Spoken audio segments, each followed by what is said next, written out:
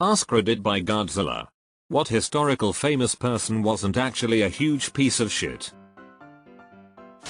Jonas Salk came up with a vaccine for polio that he could have made millions off of, but chose not to patent it so it would be more widely available.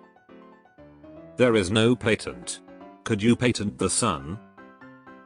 Fucking based. John Adams. Founding father, but didn't own slaves. Treated his wife as an equal. Was the legal defense for the British soldiers after the Boston Massacre because everyone deserves a defense attorney.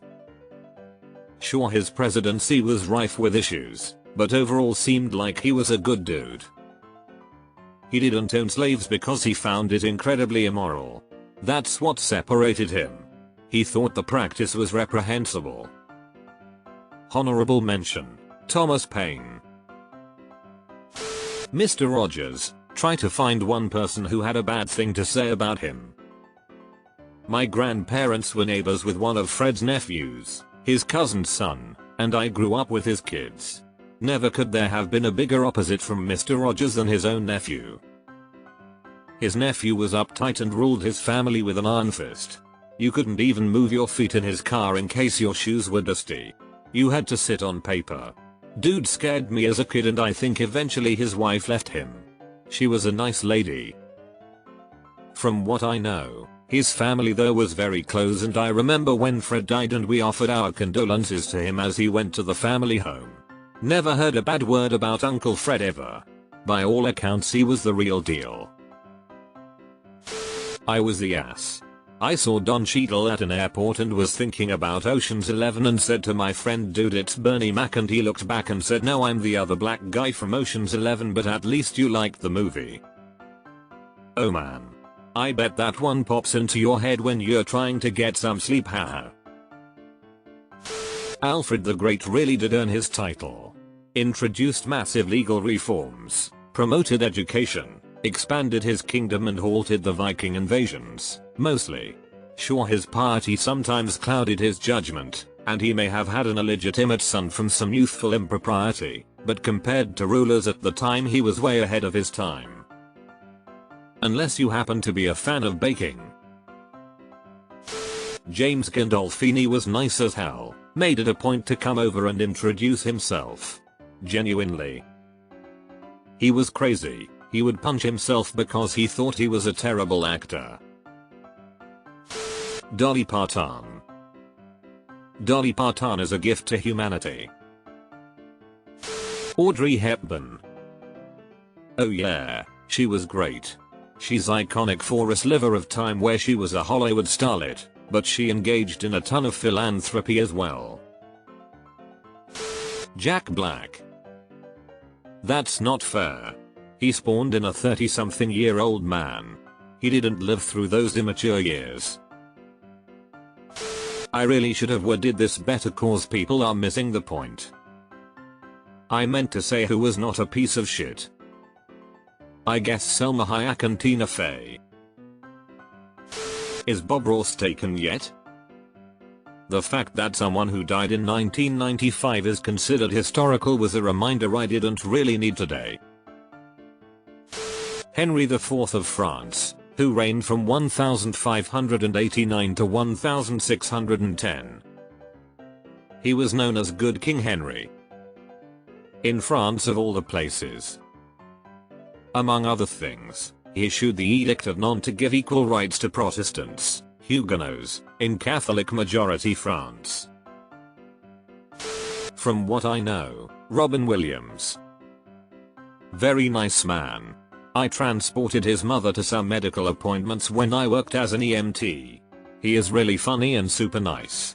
He was so sweet with his mom, which is not always the case with family members. He was probably one of the top 5 famous people I've met in terms of being nice and basically a normal person. Betty White. Not to Ryan Reynolds lol. The proposal trailer was great. George Burns. Funny as hell and a nice man, a little mischieved and help either. As a child, 1990s, I spent a lot of tea listening to old time radio. The George Burns and Gracie Allen show was once of my favorites. D. The Emperor and Amp, philosopher Marcus Aurelius. The emperor played favorites with his sons and directly caused the Horus heresy, bringing the warp and chaos influence to billions across the galaxy. Mozart seems nice. All about the music. His letters make him seem childlike, if a little scatty. Pun intended. OG child star PTSD. John Adams. Refused to own slaves because he found it immoral, saw his wife as an equal, which was a rarity, and represented British troops in court because he believed everyone had a right to fair legal representation. I'm very critical of the founding fathers, but he was built different. My neighbor. The more I learn about the Addams family, the more I love them. George III was genuinely one of the most moral kings Britain ever had. He was a strong proponent against slavery, advocating for its abolition for most of his reign and signing the bill to ban it across the British Empire in 1807. He also never cheated on his wife in their 56 years of marriage, which was a big deal at the time, as virtually every wealthy man did. The only reason many see him so poorly today is because of his role in the American Revolution, but during his time he was universally beloved. The British loved him, the Canadians loved him, hell, even the Irish loved him. The Americans had a deep respect for George as well, as he was constitutional and held no real power. It was the Parliament that the Americans despised. Many early plans of the revolution wanted him to remain king, just of a separate country. George Washington even wrote to George after the revolution apologizing for everything, and explaining how it was nothing personal and how he still held great admiration for the king. It was only after his death that his poor reputation grew among Americans. Kids these days need to learn how atrocious Lord North was at foreign and colonial policy. Sir David Attenborough.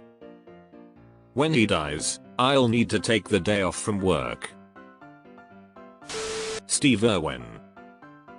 Imagine being a man who loved nature so much that the people who loved you truly held no anger towards stingrays when one killed you. It's truly incredible. He was so loved that those who loved him would rather live up to his legacy than revert to hatred. That is a life right there. Anne Frank. Oskar Schindler. On a related note, Albert Goering. Unlike his brother, he actively despised the Nazis and what they stood for. On one occasion, he came across a group of Jews being forced to clean a street, and got down on his hands and knees to clean it with them. When the SS officer in charge found out who he was, he let them all go out of fear of what might happen. Thomas Sankara, president of Burkina Faso in the 80s.